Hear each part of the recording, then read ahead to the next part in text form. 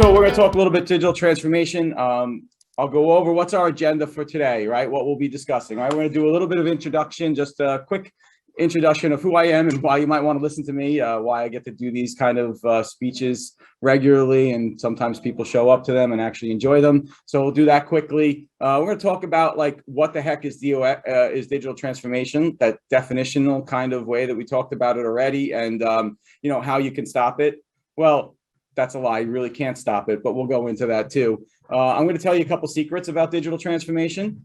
We're going to decide whether or not we're going to be disruptors or disrupted, and what that means, and how you have to, and whether whether you can make a choice or it just happens to you. We're going to talk about something called that I made up called the burden of the past. Interesting little concept, right? We're going to go through the 6 stages of digital transformation and where we fit in, where each one of our businesses might actually land inside those stages of digital transformation.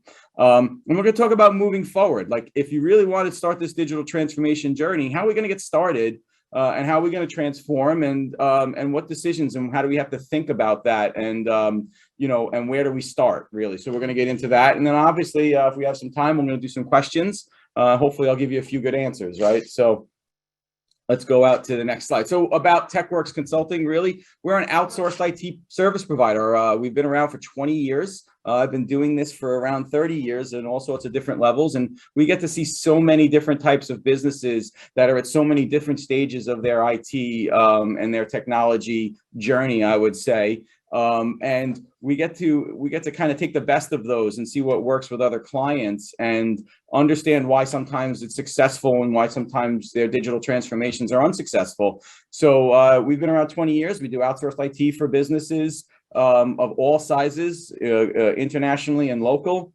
I've gone all over the world with Techworks, and so we really believe that if you embrace technology, that you can make your business have much more value, get a good return on investment, and not really look at technology as just a cost to our business, right? It's really something that helps us be transformative when used correctly. So a little bit about me. I said I've been here 30 years. Techworks, we have 30 staff members. I also run the Technology for Business committee for the HIA. And we do events regularly, like Ron does, and we're going to be doing a pavilion also inside of the HIA trade show, where we're going to have speakers come around and trade show. We're going to be doing very similar stuff to what Ron's doing, and have a event that's really focused on having some good manufacturers of technology in those areas. So would love you guys to join that. I also vice president of a MacArthur Business Alliance, which is a very big organization that services around the MacArthur Airport. So big proud dad, and so we'll get started, right? So what the heck is digital transformation, right? Digital transformation. This is the kind of Wikipedia answer to that, right? It's this fundamental change that an organization goes through to give value and new value to its customers. It's any kind of transformation, but you'll notice that in that definition and in these definitions, the word technology is not in there, which is weird because it's digital transformation, but they're not defining it necessarily with technology,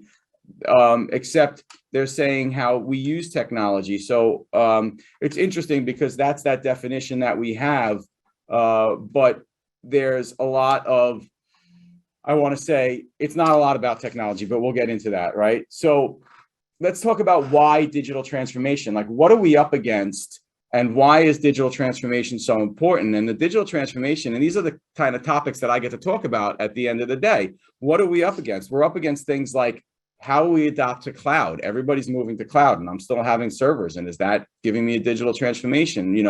We're up against remote workforces, all of us kind of being forced into this remote workforce. Well, I got to be honest with you, the biggest digital transformation that we've seen in almost all of our clients is what happened during COVID, right? That remote workforce change, we were expecting that change to take maybe 3 to 5 years before people really started using the Zoom technologies and the Teams technologies and that kind of stuff.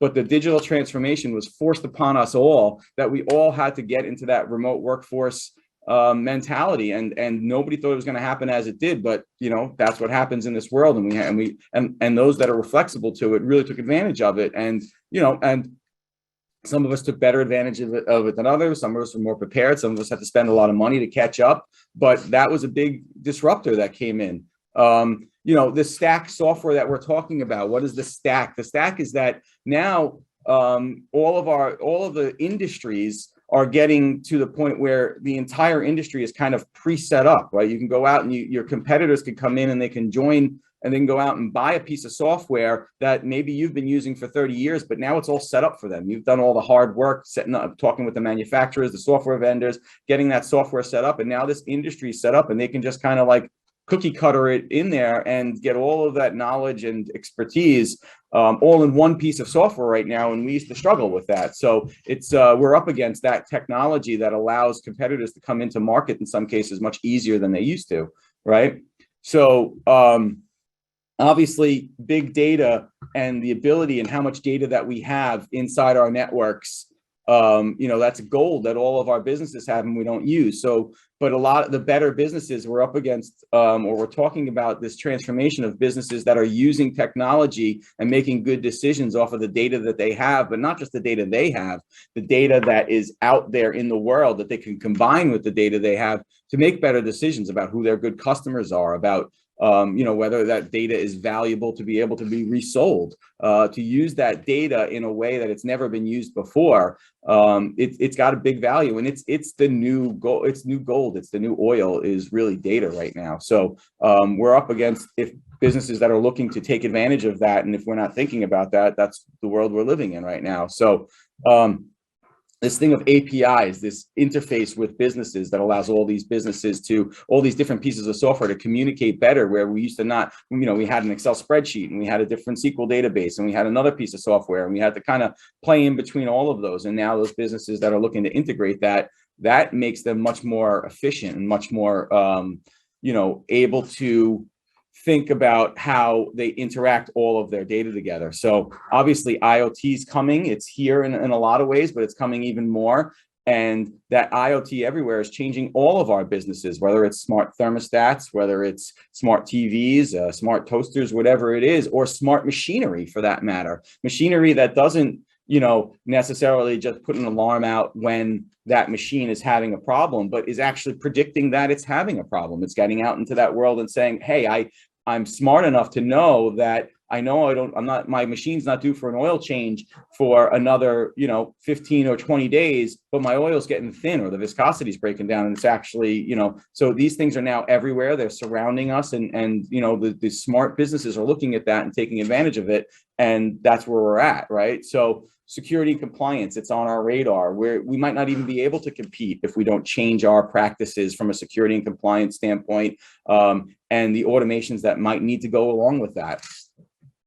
So obviously digital transformation, industry 4.0, that's what Ron was talking about, the robotics, the things that I talked about a little bit about changes in the industry, these cobots and robots, and we're seeing an industry that especially in America and especially on Long Island has kind of been trying to force that and keep that out of their systems for so long because they bought machinery that was great years ago and all that kind of stuff. And we'll talk a little bit more about that, but we see that transformation in an industry, and it's much easier nowadays. If you were going to go out and start up that new business, you can put all this stuff in right away, but now these older businesses are suffering a little bit. We'll talk more about that. So everything as a service, and that's basically nowadays, you don't have to go out and maybe do these huge investments on computer products and services and all that stuff, because everything as a service is kind of one of the things that we're up against, where it's good and it's bad. We don't have to lay out so much capital, but we are now beholden to companies that are giving our services and what happens when those services work and don't work. But it's kind of coming. There's no way, I don't see any way around that, us getting most of our products and most of the things that we do as a business in a service set mindset. We don't go out and buy a piece of software that we just put on a server that lasts for maybe 5 or 10 years, and then we go out and buy an upgrade. We're buying it service-based, and they're upgrading it all the time, and they're changing it. So that's good, but it's also bad in some ways because we have to change too with it, and we're beholden to that stuff. So obviously, virtual and augmented reality, we're starting to see that now. This is one that's been around forever. It's coming more. We'll talk a little bit about, how it's being used. Digital ethics and privacy. We're starting to see that businesses that are being required to put privacy into their stuff and to say, what are you doing with that data that you have? Are you being ethical with the data that I'm as a consumer am handing off to you? Because a lot of businesses aren't.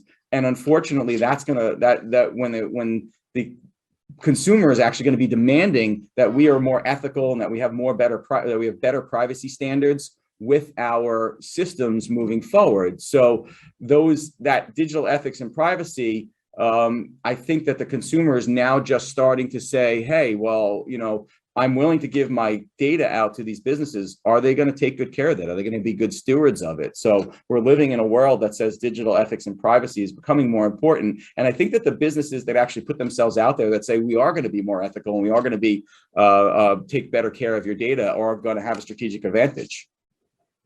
So blockchains, we talked, that's a change in the world that, maybe it's going to be integrated in some of those everything as a service inside the software that we have, but blockchains, as much as Bitcoin is very cool and these cryptocurrencies are cool, the blockchain is even cooler because it allows us to do things that we could never do before, like digital contracts that are immutable, that can't change forever and that are available on the fly or can actually change on condition because they're digital. So if some condition happens, we can automatically get paid more money or automatically make a change to a contract if somebody didn't do what they said to do. And it's an immutable change. It's not something we agreed upon. We don't necessarily have to argue about it.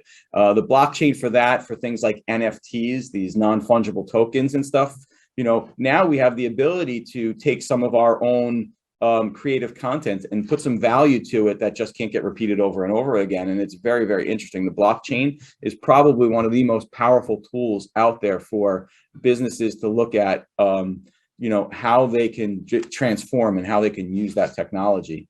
Obviously 5G cellular, it's kind of here right now, but it's Wi-Fi everywhere all the time, which means that if you're a business that needs high-speed data and had to go to a coffee shop before or had to stop, now you're driving in your car, your person's driving, who's ever driving in that vehicle or autonomous vehicle, they're connected high speed. In fact, sometimes higher speeds than we ever had even inside our buildings, cellular. So think about the world that opens up for us, right? And those customers or those clients, my clients, or those businesses that are looking at that, they're going to have some strategic advantages, right? So this is what we're up against and why we need the digital transformation.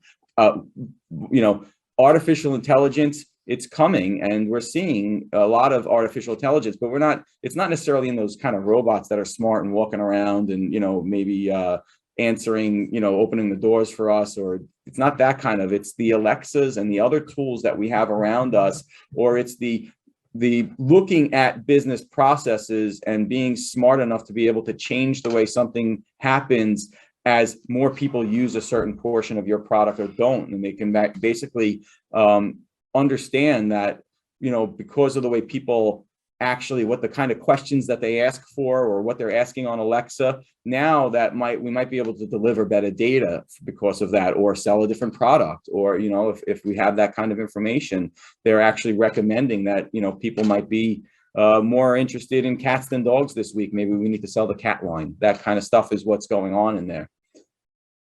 So smart places, this is that we're actually looking at, as new cities and new construction and new things get built, they're building them is not just the smart building that we used to have, right? But this smart whole entire block, this whole entire city is now starting to be smart with automated garbage cans that tell the garbage company when to pick them up. And so this stuff is coming and we got to be a part of it, right? So digital twins is one of these coolest things that I think that's coming out, and you're going to see a lot. And this is that concept that we can basically create a digital copy of, let's say, myself, or a digital copy of a building. And what we can do is we can stress test that building, or we may be able to say, hey, if I make a digital copy of Chris and I introduce some drug for him because we want to solve a problem that he's having, how is that going to affect his system? So they create very complex digital versions of a person or of a system or of a building. So that digital twin is kind of really, really neat, because that digital twin, you can now do things like say, we created this building and how is it going to affect the lighting for the building next door? Or how is it if you change the heat in one area, how is that going to affect the building moving forward? And then how is it going to affect our bills, and how much oil do we use, and all that kind of stuff? So they really create, robust, a digital version of what exists in the physical world. And then we get to stress test it and do that kind of stuff. Very cool stuff in the digital twin world. Quantum computing is coming. It's definitely getting faster, and that's going to change everything. We're now starting to talk about some of these technologies that are more out there and maybe a little bit further away. But as soon as quantum computing comes out, everything that we use as far as security and passwords is going to kind of be irrelevant. Those passwords are going to be able to be cracked now that would take days or weeks to crack, might take minutes. So we're going to have to think about how we offer more security to our clients and how we keep ourselves more secure. The good part about that is that quantum computing is also going to allow us to create better kinds of security and better kinds of passwords. So it's always that double-edged sword. But so that's coming too. And so that's kind of the stuff that we're up against. It's a world I used to say we would be living in soon, but we're there. Most of these technologies that I'm talking about, businesses nowadays that are changing and adapting and going through their digital transformation, they're taking this stuff in, and they really are starting to embrace this in one way or another. Maybe not all of them, or maybe they're looking at how they can enhance a certain product with some of these technologies, right? So which are autonomous things. So I'm going to go through that and whatever else is next, right? So what I want to do though is I want to give you guys a little secret, right? And that secret really is that digital transformation has nothing to do with those technologies that I just talked about. Although those technologies are important, it's really not about that technology. It's only a very, very small portion. In fact, it's got very little to do with technology. Digital transformation, it's not just about embracing new technologies and saying we're going to put a new technology into our product or our business.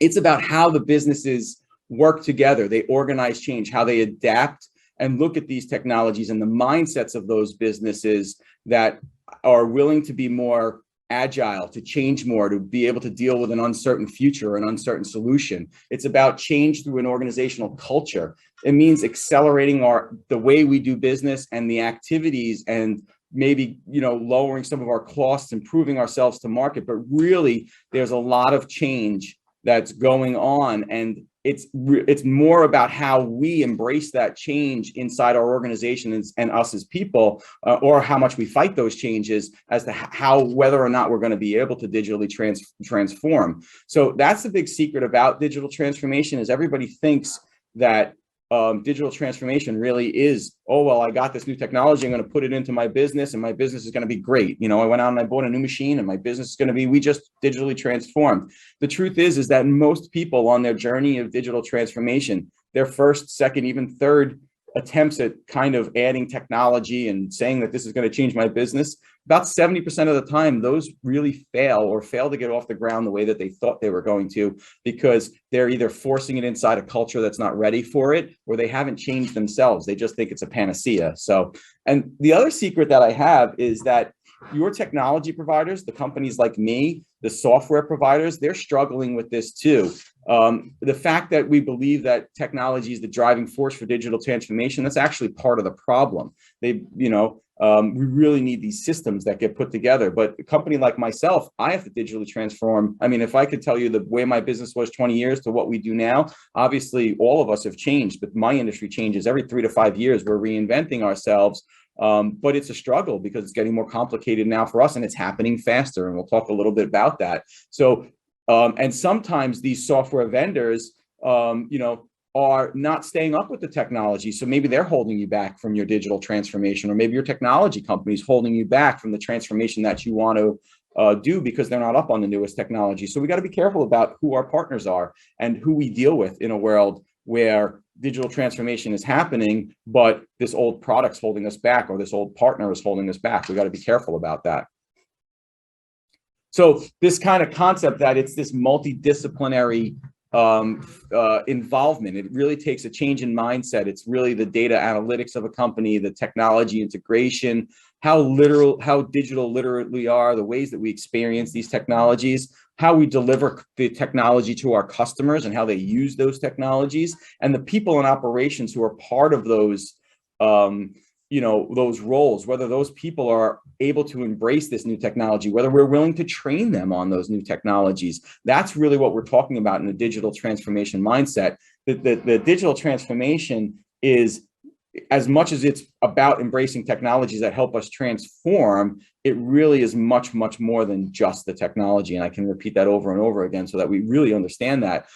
So it's all of those things. And then it's a lot more, as much about the processes and procedures. If you take bad processes and procedures and you make them digital, they're just bad digital processes and procedures, right? So we really got to think about that. It's this kind of holistic approach that needs to be taken, right? So the question then is, now we decide, all right, are we the disruptor or the disrupted, right? So are we going to be the disruptor because the disruption is happening no matter what, or are we going to be disrupted? We have to make a choice. So many businesses that were out there decided that the technologies, they didn't need to pay attention to the technologies. I don't know if it's Blockbuster. I mean, everybody was busy. It could have been GM when they went bankrupt, and all these things that kind of disrupted these businesses. They were all busy doing what they were doing, and somehow or another they got slammed by a new technology that came in and kind of disrupted their whole world, right? So which one are we going to choose, right? So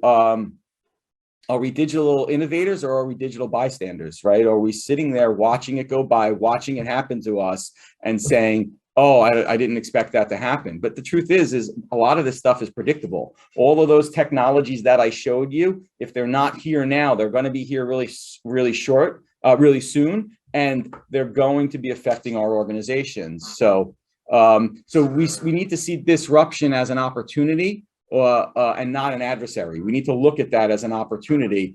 And to be honestly, we have to say that if we choose not to decide, we've made a choice. We've made a choice to be disrupted. So there's a lot of ways to look at that. You can say, well, I'm going to keep an eye. I'm going to watch the tea leaves, and I'm just going to wait to see what happens, and I'm going to make a move. Or am I going to be the one that's going to make a move and do other things and and be the disruptor in the industry, right? But either way, it's going to happen to us. We're either going to be disrupted or we're going to be the disruptor, right? And this is kind of that slide. I love this slide because it's so simple, that says, hey, we're so busy doing our day-to-day, doing things the way we did them in the past, and people are buying it and people are doing it. But then all of a sudden something comes in and we're like, no, don't need to pay attention to that. It's not that important because we're so busy and I'm getting my job done. But that disruption comes in and you go, hey, no, thanks, I don't need it. This is a perfect slide to kind of show off why we might need to get outside of ourselves sometimes and look at the world around us and say, is something really going to put it in, going to change our business radically, and am I prepared for it, right? So, and I go back to another slide that says, think about how fast things change now, and the number of years that it took for products in the past to gain 50 million users. I mean, you think about the airplane, it was almost 70 years before airlines were able to get 50 million users. And then you see it gets faster and faster. Even the television, there were 22 years before 50 million people had TVs. And then Twitter took less than 2 years, and Pokemon Go less than 19 days. But the interesting part about that is that a lot of these technologies got $50 million 50 million users in adoption in 19 days. In 20 years from now, or just like, the TV is still around, but that Pokemon Go, it's probably going to be gone. It's not going to be around anymore. So not only was it wildly successful, but it's also wildly subject to the disruption of technology because of the way it is, because of these new technologies. And we all have to think that way. I created a great product. I got 50 million users, and chances are in 5 years from now, something else is going to take it away. So we got to be thinking about that. How long can we last under the products that we have, the technologies that we use, and how often do we need to change that stuff? Because as interesting as it is to go from the fact that, it took 12 years for the cell phone to get 50 million users, are we going to get to a point where our cell phones are relevant because Elon Musk is planting the damn thing in our brain, right? So we just got to think like that, and, and make some choices, right?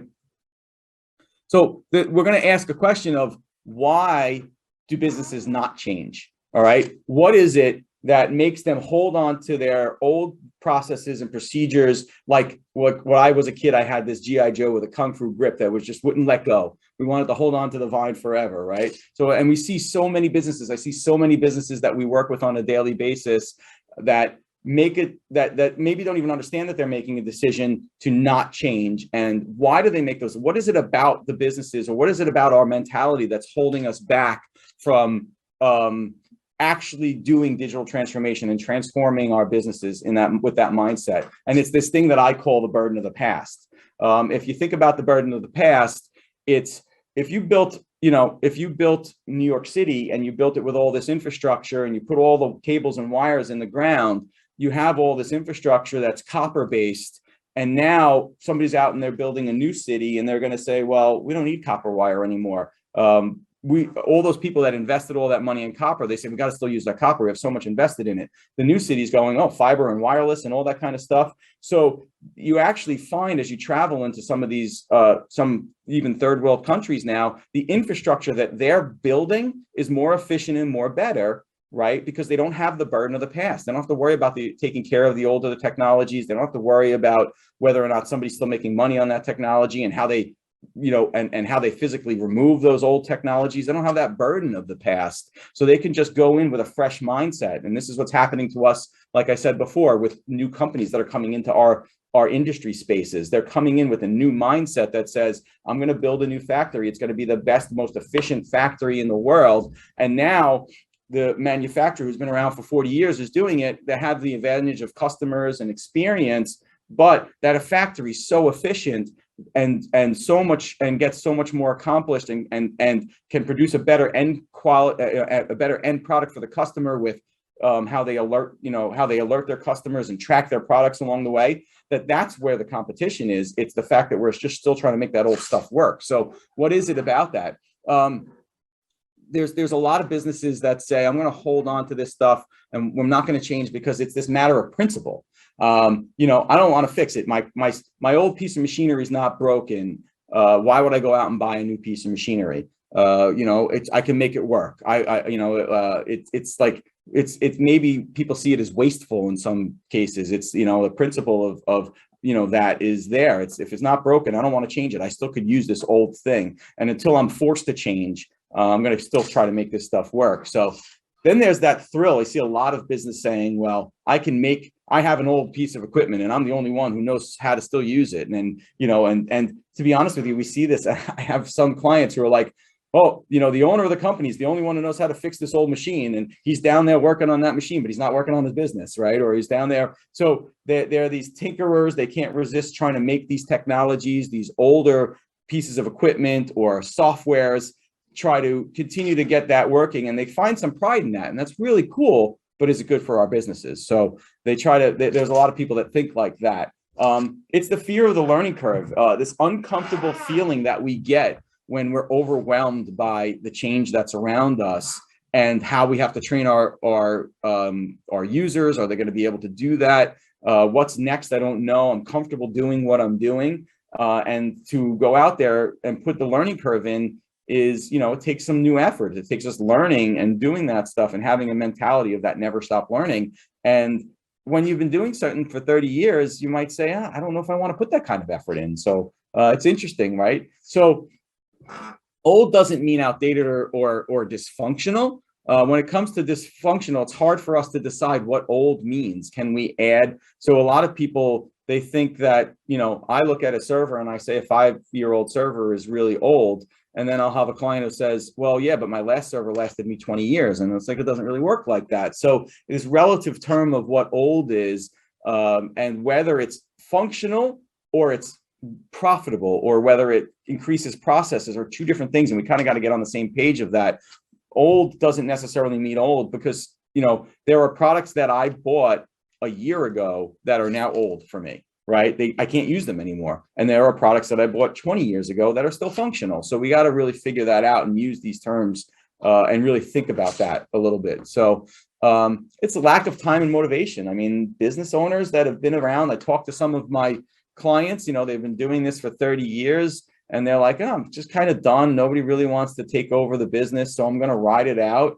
and they don't, they're not motivated to do it, or maybe, they can't find a successor, or so, or, it's just because of so much effort that goes in, they're lacking some motivation to be able to actually change. And we got to figure out whether or not that's what it is. And maybe we need to put in some new people inside our organizations that are more motivated than us to make our businesses more profitable. Maybe it's time to just step aside and say, who's the next, who's the next gun that wants to be able to take care of this and run my business for me in a motivated way. And I can just be a visionary, or I can just do some other kind of work inside that, still makes me happy and still helps this business move forward. But I need to put some people in there that have some more time and motivation to really see the digital transformation process through, right? This process of privacy, I still hear this all the time. I can run things on my spreadsheets, and if it's my server's local, then it's my server, and nobody, we can't get hacked into, or, nobody can burn up my journal, or it's kind of bupkis. All of it doesn't really matter whether your technology is sitting on your laptop, whether it's sitting in the cloud, whether it's a journal that you have. We all have some kind of, there's privacy that we're going to lose. And I hear a lot of companies still to this day say, I want that feeling that, it's mine and it's real here. And that's kind of tough because, like I said, the everything as a service world is pushing hard back against that stuff, back against the privacy, because, we have to demand that the companies that we do business have more privacy in them, and that they take good stewards of our data. But it really doesn't work anymore. It's not a good argument, because unfortunately, the new businesses that come in, they're not worried about that stuff. They're going straight to the cloud, and they're running offices that are much more efficient. And so, yeah, this kind of desire to carry on a legacy, to pass down the tradition. This is the way we've always done things. My business has always been successful this way. I want to teach the people what I know and what I've learned over those years. But has the world changed enough that we've always done it that way? And that works in some industries, right? If you're running a long-term business that cooks the same kind of food, you want that tradition to be there. But at that point in time, you've been cooking the same food, you're a restaurant that's been doing that, and now all of a sudden, COVID hits and you can't deliver that food, people can't come in. Were you willing to now say, okay, well, a portion of my business, that piece of legacy where we didn't deliver, needs to go away? So we need to pick and choose what parts of those legacies stay and what parts of the legacy of our businesses change. And that doesn't mean that there aren't businesses out there. I know somebody, a buddy of mine he actually makes shoes, he's a shoemaker, and he's got as nice a house and does very well for himself, just, actually still repairing shoes and doing shoe repair. And that's a good business. But, there used to be 50 of that businesses, and now there's one, and that's why they're successful, because he's the only one doing it. So we kind of got to decide, are we going to try to outlast everybody with our legacy, or are we going to change certain portions of our business, right? So, and then I hear this one all the time. Well, someone like Woody Allen, he can make $1 million doing things on a manual. So I can just write I can write on a typewriter, I can do things my old way, and that's going to be fine. And I can still make $1 million doing that. And, he wrote all his manuscripts. But the truth is, behind someone like Woody Allen is an entire industry of people that are digital. So yes, this one person can stay, and you might be able to do this in your own business, where you stay in the world of doing things manually, of doing things the old-fashioned way. But behind someone like Woody Allen or whoever you want to say that writes his manuals, still writes, his stuff on a typewriter today, the entire industry and all his assistants and all the other people that do the work for him, they've digital transformed for him. So we got to be careful about that. And it's okay. You might be able to do that in your business where you don't have to change so much, but that doesn't mean your business doesn't have to change. So that's that burden of the past. These are the kind of things that may be holding us back from making those changes, right? So now that we understand that, how do we make a decision to change? What's the stages, the path? How do we get there? Where do we exist in the path to digital transformation, right? What are we looking at? So we're looking at these 6 stages of digital transformation. Where are you in your journey? Where is your business in this journey to digital transformation? And we look at this model to kind of say, hey, we're all somewhere in this business. We're doing business as usual. We're familiar with our legacy stuff. We're okay with that. We believe that technology is a cost burden. We'll put it in when we need it. It's not really, it's kind of a necessary evil. But we don't really see it like these are businesses that look at me and say, I have no budget for IT, but they do, because there's IT all around them. They're not embracing that as a part of their business. And then we move to what we see probably most businesses nowadays. They're kind of in this present and active. They're kind of dipping their toes in certain products. It's disparate, somebody in one department's doing something, somebody else is doing something else, and maybe they'll come together, but nobody's really owning the transformation model, and the technology and the future planning of that technology is not really out there. It's like, this is a cool thing, maybe we'll try to implement it, maybe we won't. I find most businesses are somewhere between that present and active formalized world. So the formalized world says that we start to become intentional. We start to look out past how these technologies are actually might be able to enhance our businesses. And we start saying what technologies might go out and, result in change. And maybe we start putting some people in place to be the people who are responsible for those products and implementing those products in a business, or bringing the entire team together to discuss how a product is going to be useful for us, or a new technology. We start putting some more resources into that, and we start budgeting for those technologies, because we know that they're going to be help us advance. And then we move into this more strategic. I'd say this is kind of maybe where Techworks is in ours. We have individual groups that recognize the strength that we need to do. We do a lot of research. We're sharing insights, roadmaps, and plans. We're really trying to take ownership of our digital transformation. We put a lot of efforts into it. But it's not all there. We still have lots of disparate technologies. Maybe that's part of the way the industry is. So we find that few businesses, especially the businesses we deal with, are in that kind of strategic model. They're maybe getting there. Maybe they're, we have a couple, they're really starting to say, now I see, because of things like the pandemic, or the security issues that are going on, the ransomware and all that kind of stuff, I see that I have to take a more strategic view. I can't just take a back seat and let my business suffer because I'm not focusing on the technologies that are there, or the technologies that we have that might not be serving us correctly. And then past that, we start seeing businesses that are really like converged. They're all of their software and their technology start to work together. Their manufacturing pieces that are on their floor alert, they're putting these processes, Kanban and other stuff together to really say, how does all this stuff fit? They're building infrastructure, and they're building the new ways. Everything's kind of designed to work together in a new mindset. And that's really, if you can get to that, that's you'd be light years ahead of most of your competitors if you can get to that converged stage and really embrace the technology and everything that you do in the mindset of your processes and procedures. You've built better processes, you've built better procedures, and you've also digitized those processes and automated those processes and added some kind of AI maybe to those processes. And then you get into this innovative and adaptive. And listen, those are the Googles and the Amazons. And, there's some businesses that I know that are relatively small that's the way they function. Everything about them is digital, and how they, can be super efficient. And they may be in that industry. Maybe they're doing web development, or maybe they're doing, they're doing content creation, and they need to be that. They need very rapid change. They need to be a part of that digital transformation model. Social media people like that, everything is digital. Everything's got to be efficient and that kind of stuff. So that's kind of those different stages. And to be honest with you, like I said, if you get to the formalized strategic stage, you're probably more advanced than most of the businesses that we're dealing with right now, and we're trying to get them into those areas. So think about where you might be there and why it might be successful. If you're strategic about technology and it's not, when you get to the strategic phase, that's when you're at least not being scared, or you're not being disrupted, or you're not being fearful that something's going to come in and say, or maybe you're not even open to the fact that there's technologies out there that might put you out of business, that might change your business or change the way you do things, because you're more strategic and you're more looking with some more foresight. So do you really want to change? If you really want to transform, this is a sincere question, because I got to be honest with you, not every business owner that I deal with wants to.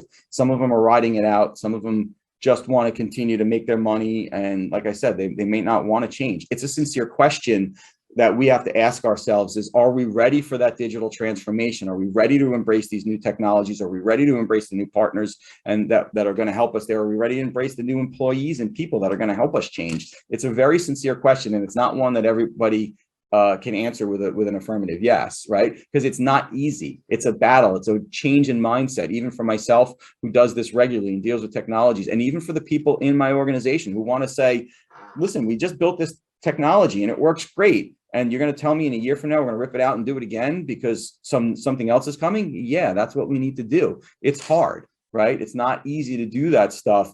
But once you get your handle on it, it becomes more successful. You kind of got to know, if you're going to answer that question, well, what's your end game, right? If your end game is to be selling a business, well, maybe you need to do some of this stuff. Maybe you don't. Maybe you need to transform a little bit to bring some more value. The way that you do processes and procedures don't give you enough value because, or maybe your old equipment is not something that somebody wants, right? Or maybe you're selling and you're saying, hey, you know, I got enough here. I'm ready to sell that business. So what's your end game inside there? Are you closing your business down because you're the only one who works in it, or the only, you don't see a legacy there? Are you merging with other companies? Are you going to be growing? You have to kind of know where your end game is. You got to keep future thinking in order to be in a digital transformation mindset. And if you don't understand where you really are, if you haven't done that soul searching, then you're going to have a hard time with transformation, because your core value is not necessarily to change, because your core value is, hey, I just want to sell my business, right? Something along those lines, right? Are you willing to learn, right? This continual learning and improvement, the things that we did last year, although they help us build and they're bricks into what makes us successful, we also need to learn new stuff. And some of those things need to be thrown away. You know, I mean, we had a lot of people, I used to know a lot of friends who their job was to take care of large phone systems inside large corporations. And they never really learned more about, you know, what was going on with voice over IP systems and new technologies. And all of a sudden that company came in and said, we're getting rid of all that legacy equipment, and we're going to be putting in a voice over IP system that's run by IBM or Microsoft. And that person was out of a job and with no useful skill set anymore, because nobody wanted that skill set. So we have to be willing to continually look and learn and improve business value and improve that stuff, and not be slapped in the face by that change, right? So are you ready to lose some control? In this digital transformation world, the micromanager doesn't work. It doesn't work because you have to have an entire mindset of people that want to work with a technology change, and nobody can understand all of the changes and all the technology. So you have to create a more collaborative organization. The micromanaging of every little thing that went on in an organization becomes almost overwhelming when you're in a digital transformation model. You have to have people that, and there's ways to be able to do that. There's ways to use the transformation, but you're going to lose some control on this model when you start transforming, because you need partners, you need software that you never understood. You need people that know that software better than you do, know the processes better than you do in order to do that. So we got to be willing to give some control. The micromanagers of businesses have a hard time with this, you know, because they're not willing to give up and let somebody else create new processes and do new things for them. They want to control everything, right? Can you get out of your own way? I mean, we talked a little bit about this. There's a new breed of leadership that's out there that is being tailor-made for this kind of change. They're starting their own businesses. They're young entrepreneurs. There are other people that you might be able to hire that are looking with a mindset that wasn't ever comfortable. They didn't spend the last 30 years doing the same thing. They spent the last 30 years playing a video game that then another video came out that they had to learn, then another video came out. So they're used to that rapid change. They're used to that rapid ability to be able to look and say, I can't, you know, I got to learn something new. You know, and so there's some leadership that you might want to be looking at to say, am I the best leader inside that organization? Because some people we find that some of the new leadership that we deal with, when we find the right people, they're willing to make those changes and they're willing to kind of lead us through that. So, but if you don't, be prepared for your competitors to do it, because, you know, whether it's my industry, your industry, manufacturing, or whatever, there are competitors that are out there looking to transform their businesses, or are already transformed and they're out there. We just haven't seen them yet, that are looking to put us out of business, right? So you're in, right? You're game. I want to transform my business. Let's get started transforming together. What are we going to do about that, right? How are we going to transform our organizations? Well, the first thing is We want to dream. We want to be like that baker that saw this opportunity in making a gluten-free version of something that everybody wanted because he couldn't do his job anymore. But when opportunity happens during those greatest times of disruption, and when there's greatest change in there. So to be honest with you, the world's our oysters right now to recreate what we do and to look out there and say, can we be more successful? And can we take a more digital transformative mindset, right? So dream about it. Think about what it would look like. Think about if you're prepared for it. It's really out there. And I think about some of these great things that we could do that we could never do before with the new technologies that are out there. Go out and create an R&D team, not just yourself, but every company, big or small, needs to spend some time doing research and development, looking at the new technologies that are out there, looking at their processes and procedures and whether they can make them better and who their partners are that are going to help them do that. Create a research and development team. It could be 2 people. It could be, if you're a 1-person company, it can be you and a couple of your buddies that, you pay on the side or whatever. Create some kind of R&D team that's going to help you focus on what the things that are out there, what the technologies that are out there that you might be able to take advantage of, right? Have disruption meetings, right? This is something that we want to say. The goal of this meeting is to say, what's going to put my business out of business?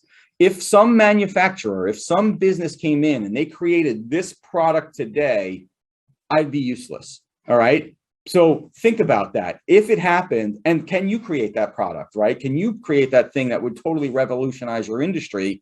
Or if you can't, how are you going to argue against that? What are you going to do to make sure that your business is safe from these products that might put us out of business? So that whether it's Blockbuster or Yahoo or whatever, they can look out and say, oh my God, this company is out there, small, little company is all of a sudden, changing the way everybody's buying something or changing the way everybody's buying what we sell.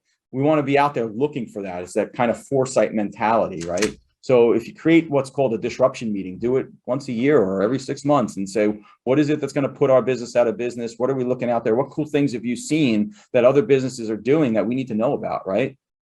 So I say implement some kind of an EOS operating system. We're an EOS shop. If you don't know what EOS means, it's an entrepreneurial operating system. Runs off of the book that we use called Traction. There's methodologies to doing that, to being transformative.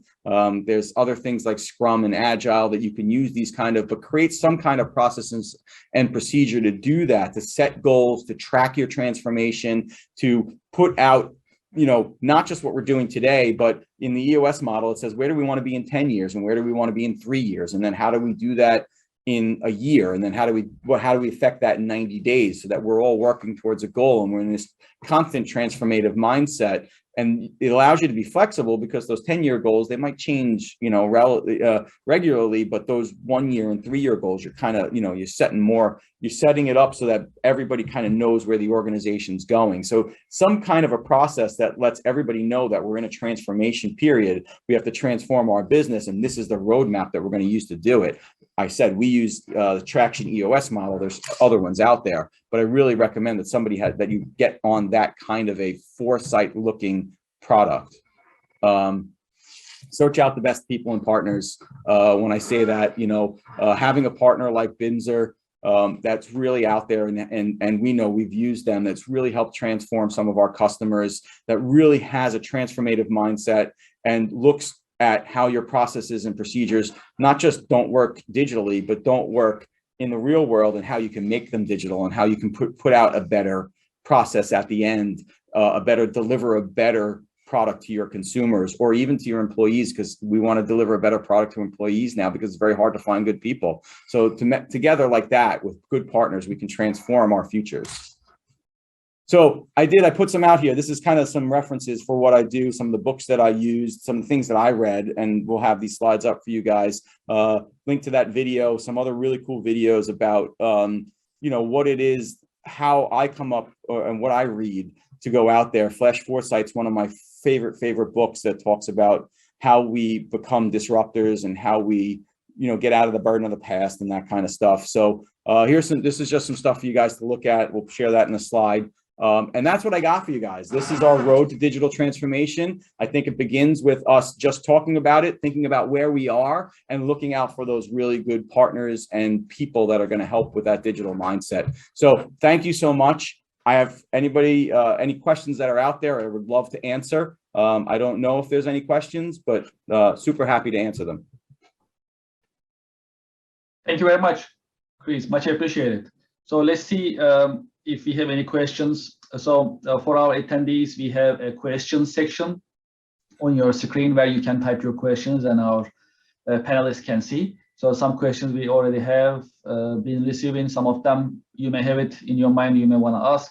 The Q&A button is available for you. You can click it and you can type your question there for us to address. So one of the questions that I got, Chris, if you can address, that'd be great. So what is the most important part of digital transformation?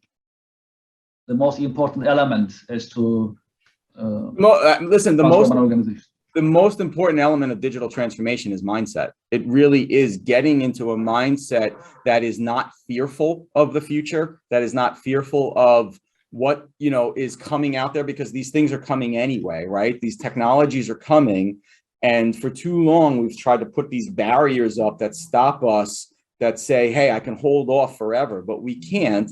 And you can't do all of it, but you have to have a mindset that is really not, you know, just surround the fort, but we got to go out there and explore too. So that change in that mindset of not being fearful, but being explorative is really what we see inside businesses. And you know, it's really, that's what it is. It's really just getting rid of those fears and saying it's part of the game nowadays to be transformative.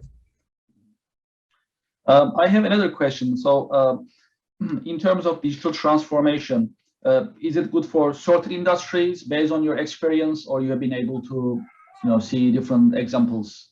Well, there's definitely certain industries that kind of don't have a choice of digital transformation, or at least it's more difficult not to make those. And you know, so certainly in an industry like mine, I don't have much of a choice. It's transforming whether or not we like it, from security reasons. And that manufacturing, you know, there are plenty of manufacturers that, you know, manufacturing is such a broad term that manufacturer who does a job-based manufacturer they might not have to change as much. They're doing one job at a time. They're doing that, versus a manufacturer who wants to compete with something that's coming in from China, and these most beautiful setup facilities, and we want to be able to produce that stuff here.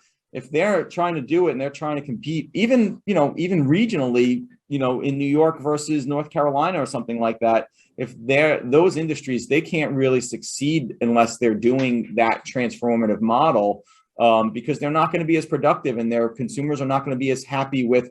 It's not even that the product is necessarily not as good, and the outcome that the consumer gets is not a high quality product, but they don't want to just know about the product. They want to know about how long it's going to take the product to get there and what stage is it in there. And, you know, they want this kind of, sometimes this real time inventory to be set up for them, or they want to be able to know, can I get 3 of the products today and 6 of the products tomorrow? So the consumer that's digitally transforming, right, that has expectations of how come Amazon can do this and you can't, that's what's kind of driving a lot of those industries. So it is, every industry is subject to this, right? But when we think about it from a municipality standpoint, those municipalities, because they run their own shows, they're just starting to get into this, a lot of them into this digital transformation model. They haven't really been forced to do it yet. There's still a lot of the municipalities out there that are running off of PDFs that you download off their website. And I know Jim from my office is going to talk a little bit more about this later, and boxes of papers that they flip through. I mean, I go to,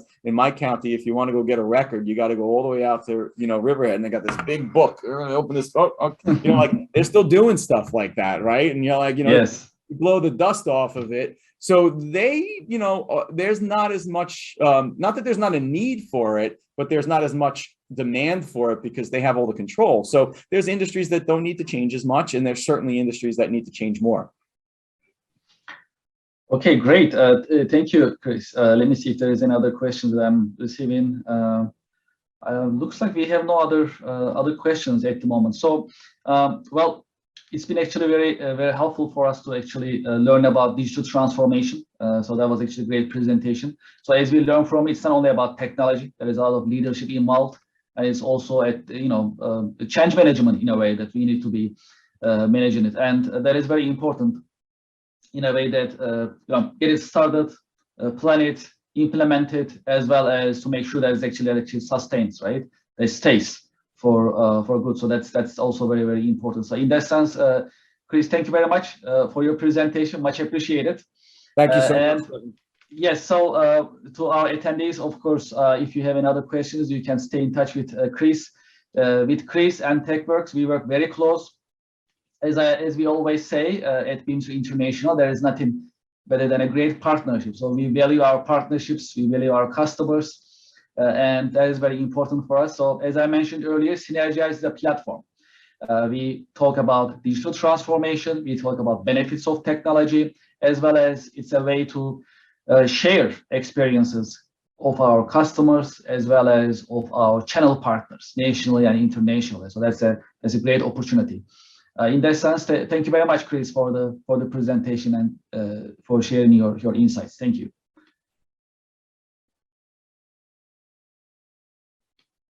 Great. So